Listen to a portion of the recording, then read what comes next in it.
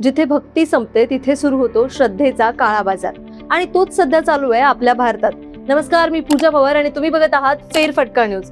समजा तुमच्याकडे कुणीतरी येऊन सांगतंय की एखाद्या बाबांनी त्यांच्या आयुष्यात भला मोठा काहीतरी चमत्कार केलाय, संपत्ती आली, पैसा आला आणि त्यांच्या सगळ्या इच्छा पूर्ण झाल्या.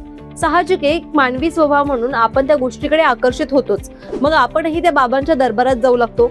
हळूहळू त्या बाबांचा दरबार माणसांनी भरतो आणि त्यांचा गल्ला पैशांनी. लोक भक्तीत इतके तल्लीन होतात की जणू पृथ्वी तलावरती एक नवीन देवच अवतरला आहे असं वाटायला लागतं. पण मग अचानक एक धक्का बसतो.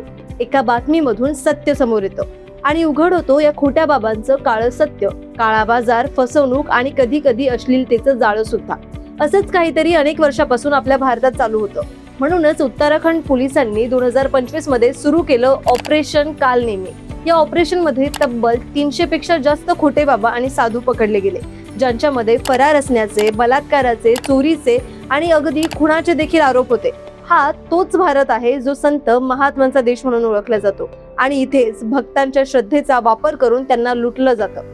पण प्रश्न असा आहे की खरं तर दोष कुणाचा?